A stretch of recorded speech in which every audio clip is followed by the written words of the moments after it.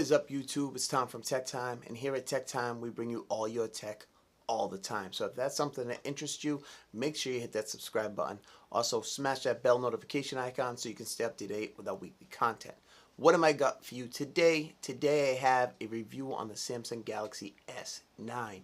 This has been one hell of a phone, and I've been really enjoying it. I picked it up when it was released, and I've had it for a few months now, and I wanted to drop my review now so that I could really show you how this thing has performed over time. I'm not going to be one of those reviewers that just use the phone overnight and then throw out a review and pretend like I've used it, because that's not the way it is. People don't buy phones and people don't use phones like that.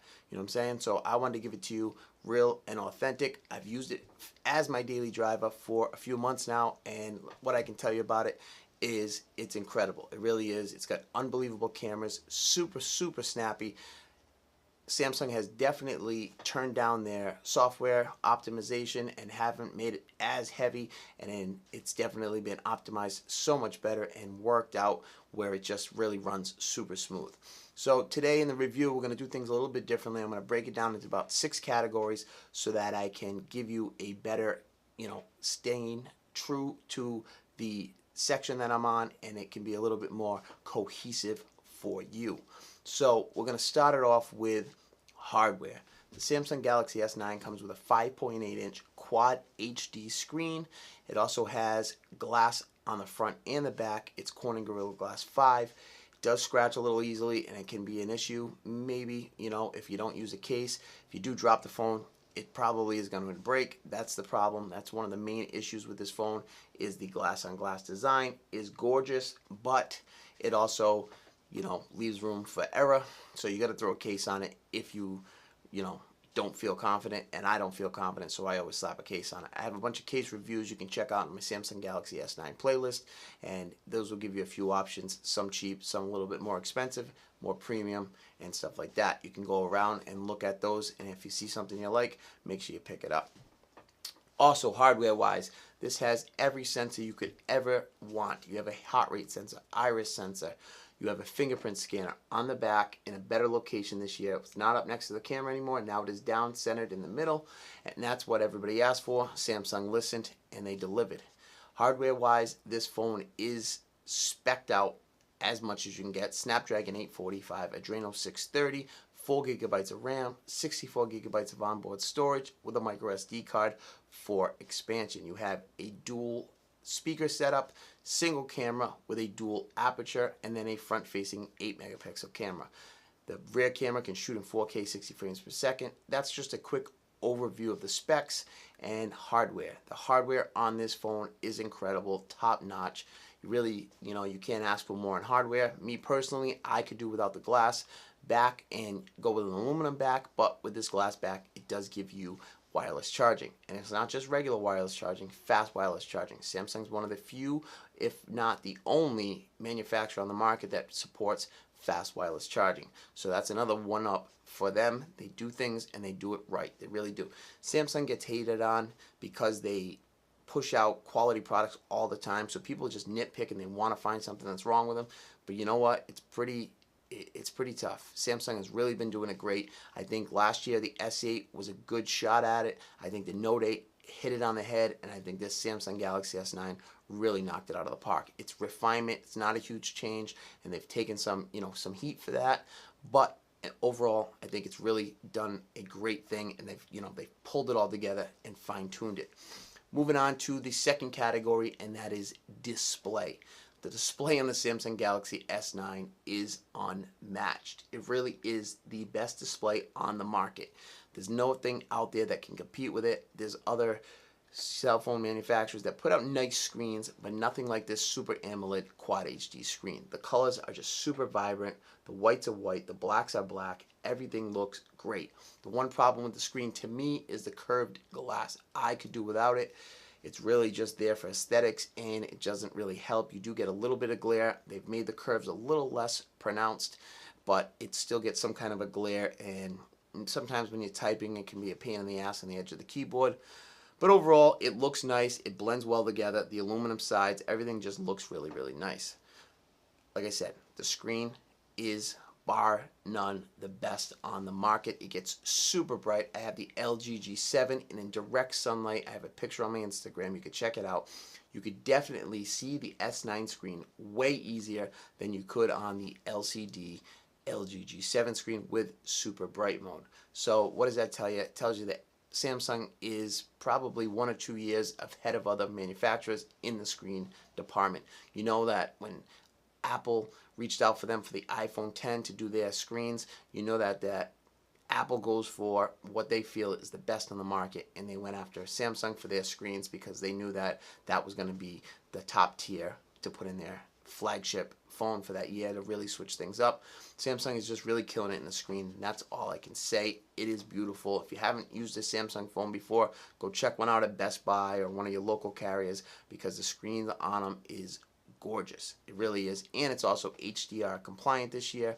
It's just really nice. They also do things with always on display on the screen with the lock screen because of the AMOLED display. You can get a lock screen. Let's see if we can bring my always on display on.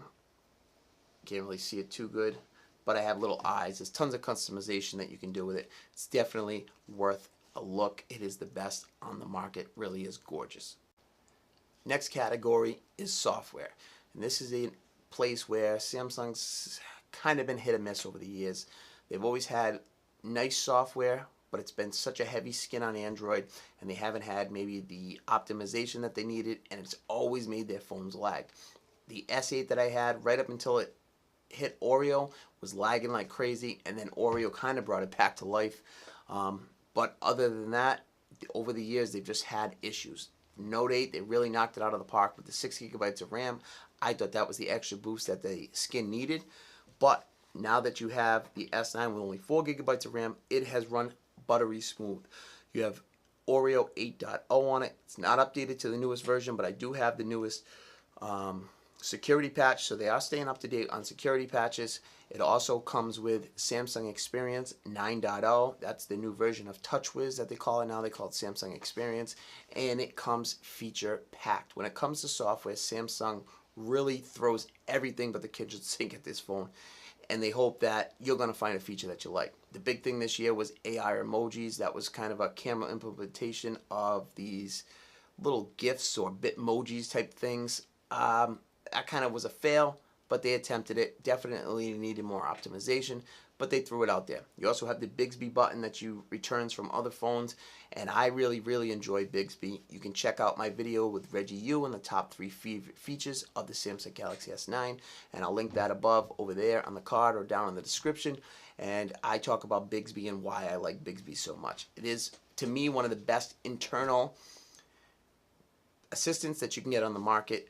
Google Assistant is great. Alexa is great. There's a lot of great assistants, but Bixby does some really great things internally, you know, from opening certain apps, opening Uber, opening up a big selfie camera and setting a timer, then taking a picture, or opening up your camera, reversing and setting it to certain settings, and then snapping a picture. You can optimize your phone through it. You can set reminders. And the list goes on and on. There's really a lot of great videos out there for people that have actually attempted to use Bixby and give it a shot, but most people just shut it down and say they don't like it. Now, if you don't like Bixby or you don't want to use it, this button can become a pain in the ass, but you can disable it, so that's good. Before, you couldn't disable it. Unfortunately, you cannot remap it. That would have been nice, but Samsung's putting all their eggs into everybody using Bixby, so they don't want anybody to divert from that plan. It's unfortunate, but like I said, for me, Bixby works out great.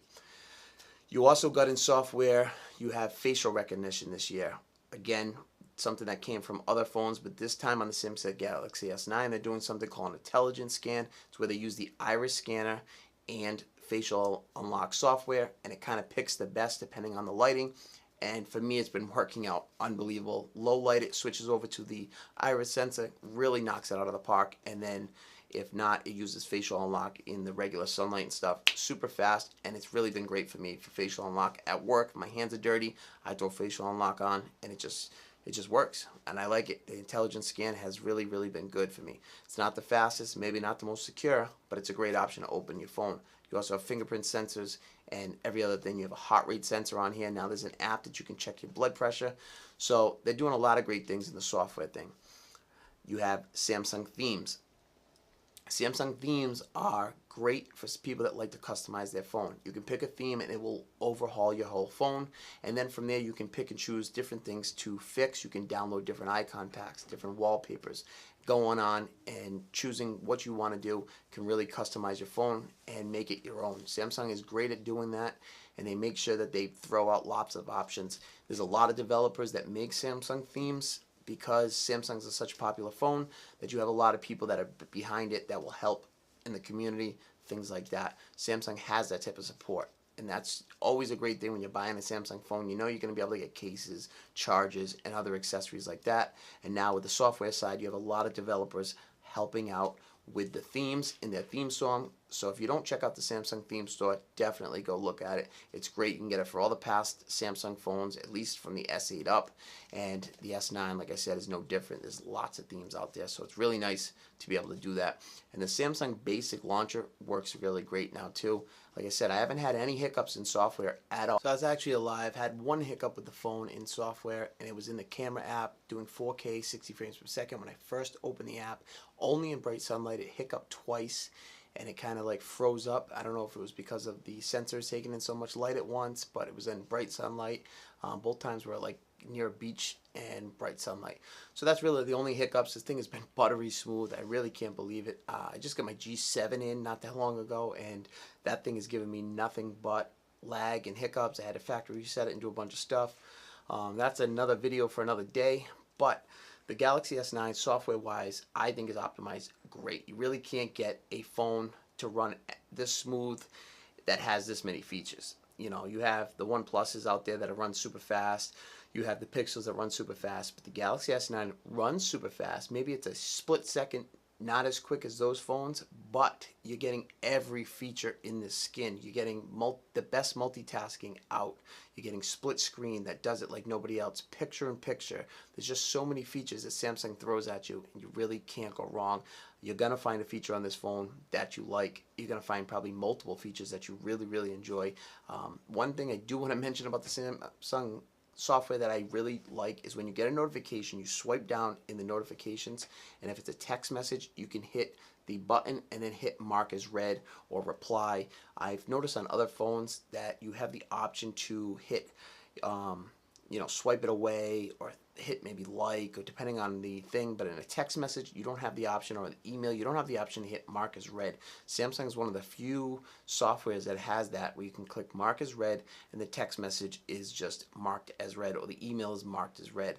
On the LG G7 you can swipe it away, but then when you go into your text message app, you have the notification still there that the message is unread. So I like that little feature. It's just a little thing, but Samsung does a lot of little things in their software that really is something that I appreciate. It's not for everybody maybe, but for me it works out really, really good. Now we're moving on to the next section, and that is the camera. This is probably the biggest upgrade or biggest promotion marketing thing that they spoke about this year was the camera. They were the first ever camera to come out with a variable aperture. It's an f1.5 all the way to f2.4. So you have two stops. f1.5 is wide open. It's really going to draw in a lot of light. It's the lowest aperture on any smartphone out there right now. And at f1.5 you can create and shoot unbelievable low light photos. The one problem I did notice with it, that it does turn artificial light like street lamps and stuff like that, it does turn them kind of like a greenish tint to them, and then sometimes it can overexpose and blow out some neon lights. But if you play around some of the settings and bring down the exposure a little bit, or if you take it into manual mode where you can actually switch between f1.5 and f2.4 and then play with some of the other settings, you can really master it and get some great low light. Probably one of the top 3 phones out there for low light photography on a camera. It really is that good, and that's, like I said, that's really what they've talked about this year, is bringing in this dual aperture camera and being able to get sharper photos at f2.4 in better light, and then in low light bringing in the f1.5 open everything up, draw in a lot of light, and get great pictures without having to boost up your ISO so much and not getting as much grain as noise. I've done some photo comparisons on my Instagram from the LG G7, the iPhone, a couple other phones in low light, and the Samsung has the most detail. If you zoom in, you can still get detail out of the picture, where some of these other cameras are all blown out because they're so grainy and the ISO is boosted up through the roof. The camera, you can shoot 4K 60 frames per second, 4K 30 frames per second. You can also shoot 1080, 60, and 30, and then 720. I don't think anybody's going to be using that. On the rear camera, it's a 12 megapixel. I told you already about the aperture, f1.5 to f2.4. The camera is great. It's a great pick it up, point and shoot. It also has manual mode, other bunch of different features. They pack a lot of modes into the cameras. You have slow motion mode this year, 960 frames per second. It takes, I think, it's 0.2 seconds, and they turn it into a 6-second clip. It is great. You need to have tons of light to use it, but you can get some really remarkable footage with it because it is that slow. I posted some stuff to my Instagram. You guys can go check that out. The link's down in the description. I got I think it was a bumblebee, really, really slow. I got some water spraying. There's a bunch of pictures on there that I did with the slow motion. It really is cool. So that's something I think that's practical for use all the time. But the options are there to be able to use it, and you can get some great footage with it. And it is one of those features that Sony has put out there for a while, that they've been doing it, and then Samsung brought it in this year. It is only 720p, so you're not getting full 1080p definition out of it, but it is nice. In bright light, you will get crisp quality slow motion. And then there's options for other slow motion, and then you can also shoot, like I said, 4K 60 and 1080p 60, and you could always slow that down in post. There's a lot of people that have actually posted videos about shooting 4K 60 frames per second and slowing it down, and really looks like crisp cinematic footage. The 4K 60 frames per second is really, really nice. 4K 30 frames per second is nice. The stabilization at 60 frames is a little jittery at times, but overall it looks great. Colors are vibrant. At 1080p, for me, 60 frames and 30 frames has been butter. Some of the favorite video that I've shot is with this camera. I really, really enjoy it, and it's just something that can shoot fast. If I pick it up and I point at something and I know that I just want to take a quick snapshot, this thing will pick it up, boom, focus in, and snap it right away. Quick dual pixel autofocus.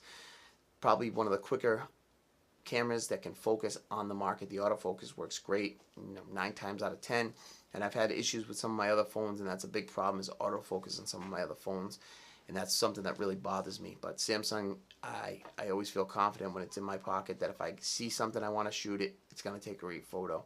And so far, so good. It really is. Samsung, I think, puts out definitely the top probably 5 cameras on the market. You know, you had some real stiff competition this year with the Google Pixel XL2, the Huawei P20 Pro. There's a lot of competition, but it's definitely in the top, probably I would say top 3 out there in the market right now. So the camera is definitely delivered on what they said it was going to do. Some people didn't think it delivered as much, but I think it's a great camera, and there's a lot of potential for it, and you can play around. You can really tweak it and make it your own and come up with some great quality content. Photography is a great thing to get into, and having your smartphone on you is something that you're going to have in your pocket at all times. So you see something you want to take a picture of, you pull your phone out, and it's great to have a camera that can really capture that scene the way you wanted it to. So let's move on to the next section. So the next section we're going to talk about is battery. This has a 3000 milliamp hour battery, and when I first got the phone, I was getting great battery life. Obviously, the more you use a phone, the worse the battery life's going to get. So after I've used it for a few months, but it only took about a month to really start taking that decline. I run a lot of apps on my phone, a lot of apps in the background. I play podcasts during the day. I run YouTube videos in the background. I run my maps. I'm always shooting videos and photos.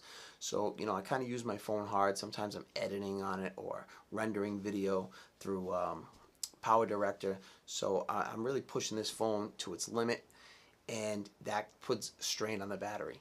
With that said, I get fair battery life out of it. I can get 3.5 hours to 4.5 hours of screen on time. I know people love that word, screen on time.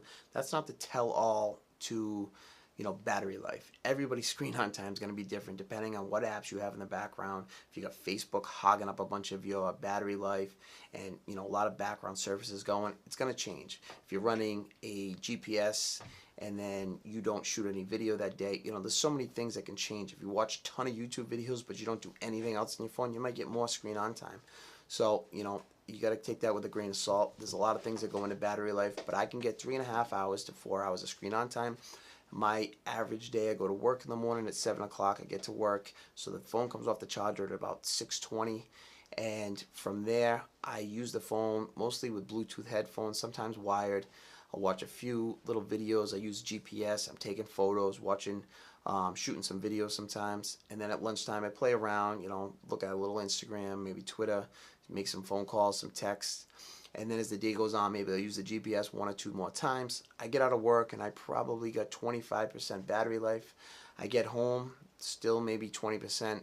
And then I take a shower, I throw it on the charger. It has Quick Charge 2.0, not the fastest charging, but it's fast enough for me. And it gets going, and I come out, I do a couple things, and then before I know it, I get 60-70% of my battery, and I'm good for the rest of the night.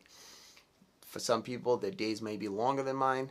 I do get out of work at 5 o'clock in the afternoon, so 7 to 5, I work a 10-hour day, and like I said, I get home maybe around 6:30, and I still have battery life, can throw it on the charger, and I'm good to go. During the day, if you happen to be working at like an office or something, it has fast wireless charging, so you can slap this on a wireless charger while you're doing other things to top off your battery. So there's a lot of options out there to top this battery off, and Quick Charge 2.0 may not be the fastest, but it does the job. It does give you battery life in a decent amount of time. It's not going to take you 3 hours to charge your phone. And then there's fast wireless charging, which, like I said before, is one of the only, if not the only manufacturer on the market that's got fast wireless charging in the Qi standard. So battery life is fair, not the best. If you're buying a phone for battery life, it's not going to be this phone. Maybe possibly the Galaxy Note 8 could be coming with a 4,000 milliamp hour battery, so you're going to want to stay tuned for that phone. So battery life, like I said, fair. That's a decision you guys have to make. On to the next section. So the last section we're going to talk about is the X factor. That is the wow factor of this phone. Now this phone, there's so many things on it that could be considered a wow factor. You have the camera, and you could say the Pixel 2 XL wow factor is the camera. The Samsung Galaxy S9 has one hell of a camera, so that could be considered its wow factor. It has fast wireless charging. That could be its wow factor. It has dual front-facing speakers. One's actually bottom-facing, and then you have one up at the speaker. But you have dual speakers, stereo sound. Sounds unbelievable. One of the best speaker setups on a smartphone right now. So that could be the wow factor. It could be the unbelievable top-of-the-line screen that you get in this. That could be it. That could be what you're looking for. That could be the wow factor. It could be the build and design. Definitely gorgeous looking design, gorgeous phone. That could be your wow factor. It could be all the software features. Could be Bixby. It could be so many things that this phone offers could be the wow factor. Samsung is one of the top phones to really throw the wow factor at you. And I think if this is a phone that you're slightly interested in, and if you're coming from, I would say the S7 and up, it's definitely worth the upgrade. If you have a Galaxy S8, I would hold off to the S10 because that's when you're going to see real radical design changes because that's their 10th anniversary and they really want to blow people's minds. The Galaxy Note 9 is looking to be a pretty good phone, but it's going to be mostly a refinement year this year. So if you have a Galaxy Note 8 or Galaxy S8, I would hold off unless you really want the latest and the greatest. But if you're coming from like an S7, an S6, or somebody else's smartphone maker, like an HTC or an LG, something like that, I think this is one hell of a phone, and I would definitely recommend it to anybody. I push it hard. People maybe say I'm a Samsung fanboy, but I'm not. I just like a good phone. And if a good phone can perform and do everything I need it to do, then I really enjoy it. And you know what? Samsung, since the Galaxy Note 8 last year, has really blown me away with their phones, and this phone is no different. So this phone overall is great and a definite recommend on my part. I hope you guys enjoyed this video. It took me a while to get this review out there because a lot of things going on, and I wanted to be able to use the phone and give you guys a real true review on something that I've used and actually put my hands on and put my test into over a few months. And that's exactly what I did with this phone. I put it to the test, I ran it to the ground, and I've seen other phones crumble under the pressure that I put them on, and this phone has stuck true and stayed buttery smooth in and out. No matter what I throw at it, it takes it and it keeps on going. So that's a phone that I definitely recommend. Hope you guys enjoyed this, and I'll catch you guys later. Peace.